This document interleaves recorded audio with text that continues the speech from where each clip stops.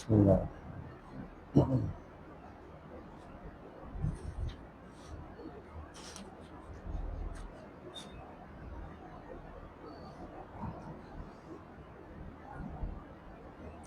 نحمده ونصلي ونسلم على رسول الكريم اما بعد فاعوذ بالله من الشيطان الرجيم بسم الله الرحمن الرحيم ليس عليك هداهم ولكن الله يهدي من يشاء صدق الله العظيم بلغ العلا بكماله كشف الدجى بجماله حسن جميع خصاله صلوا عليه وآله فإن فضل رسول الله ليس له حد فيعيب عننا في كل فم مولاي صل وسلم دائما أبدا على حبيبك خير الخلق كلهم بلغ العلا بكماله كشف الدجى بجماله حسن جميع خصاله صلوا عليه وآله اللہ جل جلالہ کے حمد و ثنا سرکار فخر کائنات قائد المرسلین خاتم النبیین صلی اللہ تعالی علیہ وسلم کی بارگاہ میں حجتاً تحفتاً درود و سلام کا نذرانہ پیش کرنے کے بعد رب عز و جل کا فضل کرم اس کی دیوی توفیق سے الحمدللہ ہر اتوار بعد نماز ظہر درس قرآن کی اس مقدس بابرکت محفل کا سلسلہ جاری ہے۔ اللہ رب العزت ہم تمام کو درس قرآن کی اس محفل پر حاضری کی صورت میں استقامت نصیب فرمائے اور قرآن مجید کے نور سے ہم سب کے قلب کو منور فرمائے۔ سورہ بقرہ تیسرا پارہ آیت نمبر 272 اللہ رب العزت قرآن مجید میں ارشاد فرماتا ہے لیس علیک ہداہم، نہیں آپ پر ان کو ہدایت دینا، ولکن اللہ یہدی من یشاء، لیکن اللہ تعالیٰ ہدایت دیتا ہے جسے وہ چاہتا ہے۔ وما تنفقوا من خیر فلانفسکم، اور جو تم خرچ کرو اچھائی تمہارے اپنے آپ کے لیے ہے، اپنی جانوں کے لیے ہے۔ وما تنفقون الا ابتغاء وجہ اللہ، اور نہیں تم خرچ کرتے مگر اللہ رب العزت کی رضا چاہنے کے لیے۔ وما تنفقوا من خیر، اور جو تم بھلائی خرچ کرو یوفی الیکم، پورا پورا دیا جائے گا تمہیں۔ وانتم لا تظلمون، اور تم پر ظلم نہیں کیا جائے گا۔ اس آیت مبارکہ میں ایک تو اللہ رب العزت کی رضا کے لیے دینا، دوسرا یہ ہے کہ جو دے رہا ہے وہ اپنا ہی فائدہ کر رہا ہے، تیسرا یہ معاملہ ہے کہ اگر کوئی شخص کسی پر پورا زور لگا لے کہ وہ اسے صحیح راہ پر لے آئے تو بھی میرا رب چاہے گا تو ہی وہ بندہ صحیح راہ پر آئے گا، اگر وہ نہ چاہے ہدایت اس کی نصیب میں نہ ہو تو چاہے بندہ مبلغ، واعظ، نصیحت کرنے والا، سمجھانے والا کتنا ہی زور کیوں نہ لگا لے وہ صحیح راہ پر کبھی بھی نہیں آ سکتا۔ واضح حکم ہے وَلَٰكِنَّ اللَّهَ يَهْدِي مَن يَشَاءُ، اللہ ہدایت دیتا ہے جسے چاہتا ہے۔ مبلغ کا کام تبلیغ کرنا ہے، واعظ و نصیحت کرنا ہے، زبردستی ہدایت دینا نہیں۔ وہ تو ایک راہ بتاتا ہے، جیسے مسافر کسی سے سفر کا معاملہ پوچھے، بتاؤ راستہ اس طرف جانا ہے، اس طرف جانا ہے، اس طرف جانا ہے، وہ پوچھے کہ میں کہاں جاؤں، مجھے کوئی راستہ بتائے، تو کوئی راہگیر اسے راستہ بتائے اس مسافر کو کہ آپ اس طرف چلے جاؤ۔ اب اس نے تو راستہ بتایا نا، اب یہ چاہے اس طرف جائے چاہے اس طرف جائے، اس کی مرضی۔ یعنی اسی طرز پر مبلغ، تبلیغ کرنے والا، واعظ و نصیحت کرنے والا، اس کا کام ہے نصیحت کرنا، عوام عمل کرے تو اس کا فائدہ، نہ کرے تو تبلیغ کرنے والے کی کوئی پکڑ نہیں اس حوالے سے، کہ اس کا کام تو تھا بیان کرنا، شوشن کر لیا۔ حضرت اسماء بنت ابی بکر رضی اللہ تعالی عنہما، ان کی والدہ اور ان کی دادی ان کے پاس آئی اور کچھ مانگا، کوئی حاجت تھی، کچھ دیجیے۔ حضرت اسماء رضی اللہ تعالی عنہ نے فرمایا کہ میں اس وقت تک کچھ نہیں دے سکتی جب تک کہ رسول اللہ سے مشورہ نہ کرنا، حضور سے نہ پوچھنا، کیونکہ یہ دونوں مشرکہ تھی، دونوں کی دونوں۔ اب لازمی ہے مشرکہ تھی تو مسلمان مشرک کی کیسے مدد کریں، اس وجہ سے کتنا ایمان، اعتقاد، نظریہ، سوچ کتنی مضبوط اور پختہ تھی صحابیہ کی بھی، کہ سگی والدہ آ رہی ہے اور دادی آ رہی ہے، یہ دونوں آئی پوچھنے کے لیے، لیکن واضح طور پہ آپ نے فرما دیا جب تک رسول اللہ سے نہ پوچھوں تو میں کچھ نہیں ملنے والا، حضور سے پہلے پوچھوں گا۔ حضور کی بارگاہ میں حاضر ہوئی، معاملہ سارا بیان کیا، تو یہ آیت مبارکہ نازل ہو گئی کہ تمہارا کام صرف جو تمہیں دیا گیا وہ کرنا ہے، ہدایت دینا میرے رب کا کام ہے، تم دینا چاہو دے دو۔ اسی طریقے سے اسلام سے پہلے مسلمانوں کی یہودیوں سے بڑی دوستیاں تھی، بڑی محبت تھی، کہ جب اسلام آیا اب اس کے بعد مسلمانوں نے سوچا کہ اب ہماری دوستی یاریاں، اب سوچیں ذرا کہ آج کا مسلمان یہود و نصارہ سے، ان انگریزوں سے،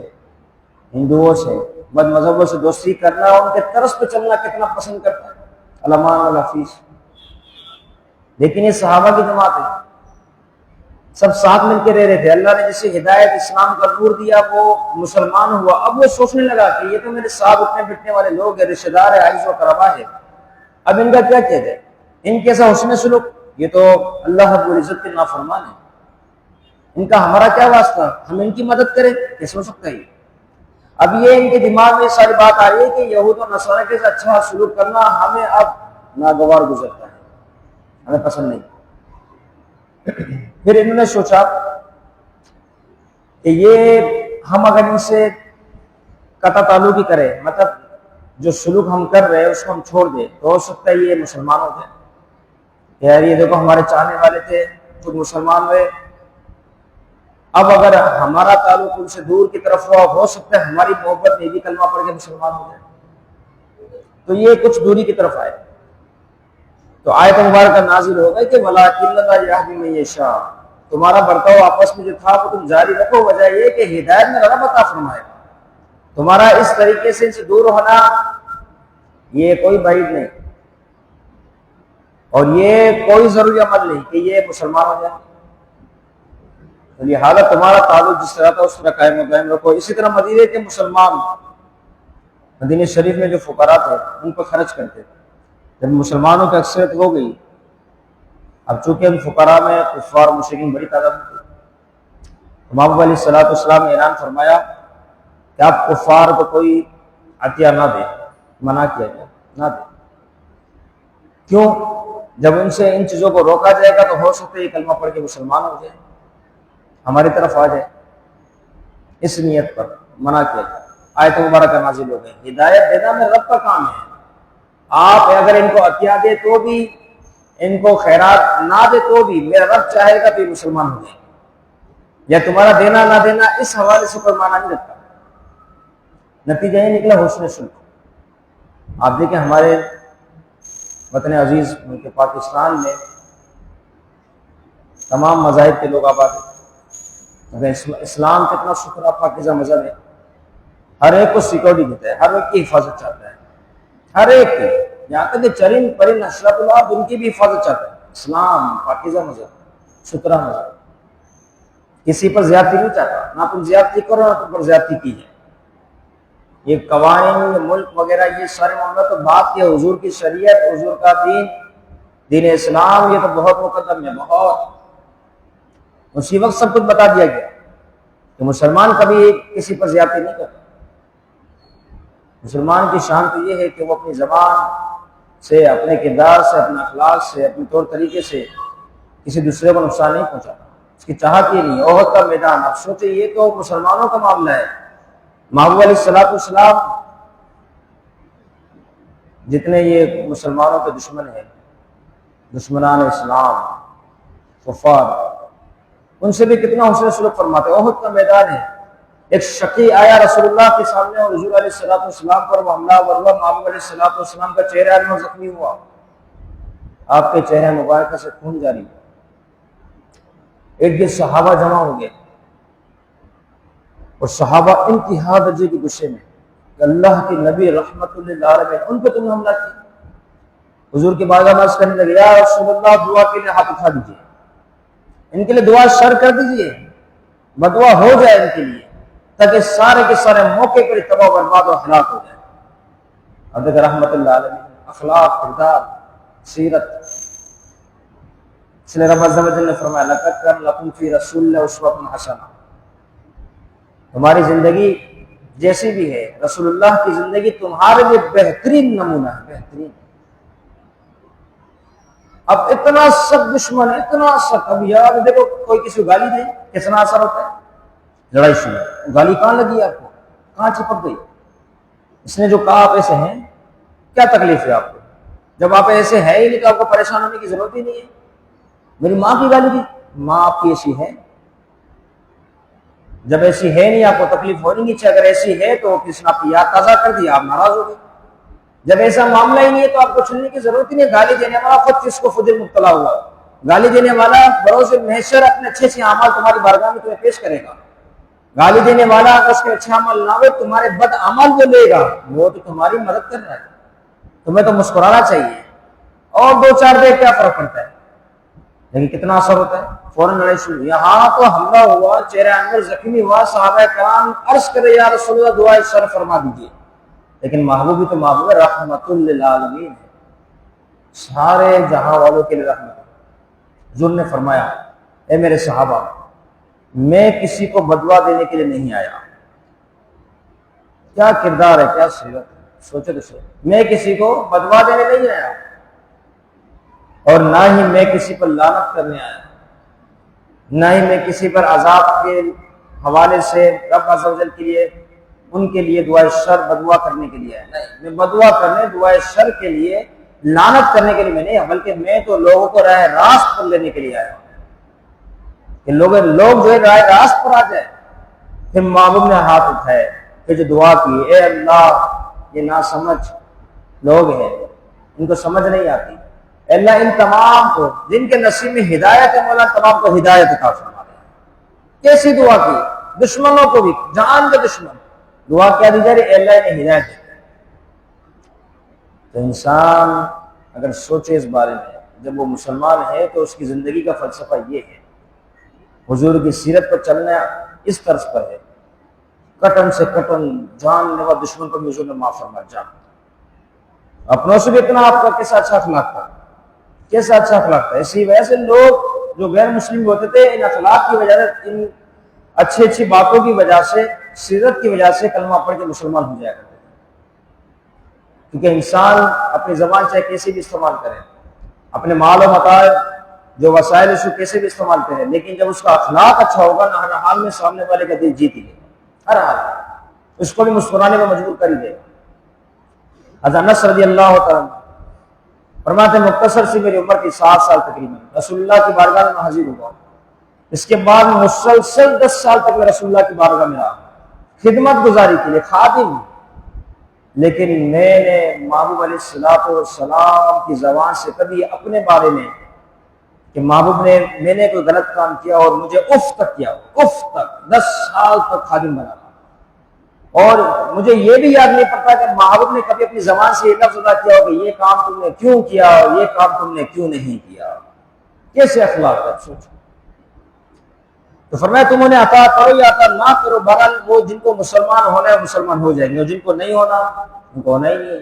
ہدایت دینا میں رب کے ذمہ کرم پر ہے، وہ جسے چاہے ہدایت عطا فرمائے، جسے چاہے اس ہدایت سے محروم فرمائے. تو یہ انسان جو خرچ کرتا ہے در حقیقت اس خرچ کرنے میں اس کا اپنا فائدہ ہے. یہ ذرا بات غور و فکر کی جائے کہ جو خرچ کیا جائے، اس لیے فرمایا من خیر فلانفسکم، تمہاری اپنی جانوں کے لیے ہے. تمہارا دیا ہوا رب کی بارگاہ میں کیا پوچھ رہے، تم نے فقیر کو دیا، ہم نے تمہیں دیا، بات ختم بھی. لیکن اب تم جو دل بڑا کر کے فقراء کو دے رہے ہو، اس وجہ سے نتیجہ یہ ہوگا کہ ہم تمہیں ہمارا دیا ہوا مال تم خرچ کر لو، لیکن اس کے بدلے بھی ہم تمہیں ثواب عطا فرمائیں. تو یہ بات ہے. اور صحابہ کرام رضوان اللہ تعالیٰ علیہ اجمعین نے اپنی زندگی میں ان اعمال کو کر کے بتایا کہ مال کم ہونے کے باوجود بھی دوسرے لوگوں کو ترجیح دی. حدیث مبارکہ میں یہاں تک آیا، حضور کی بارگاہ میں ایک شخص آیا اور عرض کرنے لگا یا رسول اللہ بھوکا ہوں، کھانا چاہیے، عطا کر دیجیے. اب محبوب کے در پر حاضر ہے، دو جہاں کے ہیں خزانے ان کے خالی ہاتھ ہیں، دو جہاں کے خزانے حضور کی بارگاہ میں حاضر ہے. حضور علیہ السلام کسی شخص کو بھی جاؤ ازواج مطہرات کی بارگاہ میں پوچھ لو، کچھ ہے تو دے دیں. اب دیکھیں حضور کا گھرانہ ازواج مطہرات پاکیزہ گھرانہ، دنیا میں ایسا تو گھرانہ ہے ہی نہیں جو اللہ نے محبوب کے گھرانے کو عطا فرمایا، جو نور برکت عطا فرمایا۔ لیکن جب وہاں گئے تو وہاں سے وہ شخص واپس آئے رسول اللہ کی بارگاہ میں، عرض کرنے گیا رسول اللہ گھر میں کچھ نہیں۔ حالانکہ محبوب چاہتے تو حکم فرماتے پہاڑ سونے کے بن کر رسول اللہ کے ساتھ چلتے، لیکن فرمایا ہم دنیا داری کے لیے نہیں ہیں، ہمارا کام دنیا داری ہے ہی نہیں۔ تو وہاں سے جواب ملا کچھ نہیں ہے ہی نہیں، کچھ کیا کرتے ہیں؟ تو حضور علیہ الصلوۃ والسلام اعلان فرمایا ہے تم میں سے کوئی جو آج کی رات اس کی مہمان نوازی کرے؟ ایک انصار شخص کھڑا ہو گیا، یا رسول اللہ اگر آپ اجازت دیں تو یہ میرا مہمان ہو۔ اس ساتھ محبوب علیہ الصلوۃ والسلام نے فرمایا جو اس کی مہمان نوازی کرے گا اللہ تعالیٰ اس پر رحمت و برکتوں کو نزول فرمائے گا، اللہ عز و جل کی طرف سے رحمتوں کا نزول ہوگا۔ انصار صحابی تو فوراً کھڑے ہو گئے، کہا میں ان کی جو ہے نا مہمان نوازی کروں گا۔ اب گھر میں ان کے لیے زیادہ کچھ نہیں، بچوں کے لیے کچھ کھانا مختصر ہے، وہ وقت ہی ایسا تھا، ان لوگوں کو دنیا سے وہ غرض ہی نہیں تھی، صرف دین اسلام رب کی رضا محبوب کا عشق بس کافی، وہ جو فرمایا بس وہی کرنا ہے۔ اسی وجہ سے جب جنگ کا اعلان ہوتا سارا سامان لے کر آ جاتے ہیں، یا رسول اللہ سارا آپ پر قربان، دین پر قربان، آپ قبول فرمائیے، بس اتنی چاہت و تمنا تھی دین کے حوالے سے۔ اب یہاں پر وہ انصاری صحابی جیسے انہوں نے یہ بات کہی، حضور نے اس شخص کو اس انصاری صحابی کے حوالے کیا، انصاری صحابی اپنے گھر پہ لے گئے، اپنی زوجات سے فرماتے ہیں کہ رسول اللہ کا مہمان آیا ہے، حضور کا مہمان، رحمت کی دعائیں ہیں، لہٰذا ان کے لیے کھانے کا اہتمام کریں اور جو کچھ تمام پیش کر دیں، کوئی بھی چیز بچانا نہیں۔ اب وہ زوجہ تھی، عرض کرنے لگی کہ کھانا بالکل مختصر ہے، شاید بچوں کو ہی پورا ہو، ہمیں بھی نہ ہو، تو بچوں کو ہی پورا ہوگا، مہمان کو ہمارا تو چلو خیر ہو گئی، لیکن مہمان کا اس کا کیا کریں گے؟ تو شوہر نے جواب دیا، انصار صحابی نے جواب دیا کہ ہم تو ایک رات میں مسئلہ ہی نہیں بھوکے گزار دیں گے، باقی رہا بچوں کا تو بچوں کو عشاء کے بعد کوشش کرنا بھیلا پھسلا کے کسی بھی طریقے سے سلا دینا، بچے سو جائے، اور مہمان کے سامنے جب کھانا پیش کرنا تو کسی بہانے سے آنا اور چراغ کو گل کر دینا، بجھا دینا،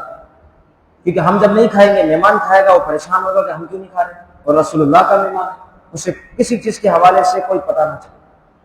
کہ ہمارے گھر میں کتنا کھانا ہے، نہیں، اس کو کھانا پورا ہو جائے شیر ہو کے وہ کھا لے، بس کتنا بڑا اثار ہے، آپ سوچے تو صحیح، بچے بھوکے سلا دیے، ماں باپ خود بھوکے سو رہے، کیوں؟ رسول اللہ کا مہمان آ رہا انہیں کھلانا۔ آج لوگوں کے پاس سب کچھ موجود ہے لیکن پھر بھی فاقہ کشی کا معاملہ ہے، سفید پوش غربا فقراء مساکین، کئی دنوں تک ایسے لوگ جو کھاتے نہیں بیچارے، کئی ٹائم کا کھانا نہیں کھاتے، کوئی دن میں ایک ٹائم کھا رہا ہے تو کوئی 2 ٹائم کھا رہا ہے ہی نہیں، کوئی مسائل نہیں، ساتھ والا شخص سب معلوم ہوگا لیکن پھر بھی وہ شیر ہو کے کھا رہا ہے، لیکن کوئی حاجت نہیں کہ ساتھ والے کی کوئی ہیلپ کر لے، کوئی اس کی مدد کر لے۔ آج کا دور آج کا وقت اتنا کٹھن ہو چکا، لیکن وہ وقت اپنے بچوں کو خود بھی سب بھوکے، اور ساتھ یہ بھی کہہ دیا کہ کھانا پیش کرنا کسی بہانے سے آنا چراغ صحیح کرنے کے لیے اور اس کو گل کر دینا، بجھا دینا، تاکہ مہمان کو پتہ ہی نہ چلے کہ کیا ہوا، مہمان سیر ہو کے کھا لے۔ مہمان نے سیر ہو کے کھایا، صبح ہوئی، رسول اللہ کی بارگاہ میں حاضر ہوئی، محبوب علیہ الصلوۃ والسلام نے فرمایا اللہ رب العزت کو آپ کی عادت بہت پسند آ گئی، بہت پسند آ گئی، اور اللہ رب العزت نے قرآن مجید کی آیت مبارکہ نازل فرما دی، وَيُسِرُّ عَلَىٰ أَنفُسِهِمْ وَلَوْ كَانَ بِهِمْ خَصَاصَةٌ، سورہ شر 28 پارے کے اندر، کہ وہ جو اپنے جانوں پر دوسروں کو ترجیح دیتے ہیں، اللہ رب العزت نے یہ آیت مبارکہ نازل فرما دی۔ اب سوچے صحابہ کا کیا مقام ہے کہ ان کے طرز پر اللہ رب العزت خوش ہو کر ان سے محبت فرماتے ہوئے قرآن مجید کی آیت مبارکہ نازل فرما دیتا ہے، یہ حضور کے صحابہ کے شان ہے۔ تو لہٰذا ایثار بہت بڑی نعمت ہے، جب مال و متاع اللہ رب العزت عطا فرمائے یا تنخواہ وغیرہ ملے تو بندے کو چاہیے کہ اس میں سے کچھ مختصر رقم اس کو مختص کرے مسجد کے لیے، جامعہ کے لیے، فقراء کے لیے، اس سے انشاءاللہ بے شمار برکتوں کا نزول ہوگا۔ اللہ رب العزت تمام باتوں کو یاد رکھنے، عمل کرنے اور دوسروں تک پہنچانے کی توفیق نصیب فرمائے، پڑھنے پڑھانے میں، سننے سنانے میں، سمجھنے سمجھانے میں جو غلطیاں ہوئی محبوب علیہ الصلوۃ والسلام نے سب کے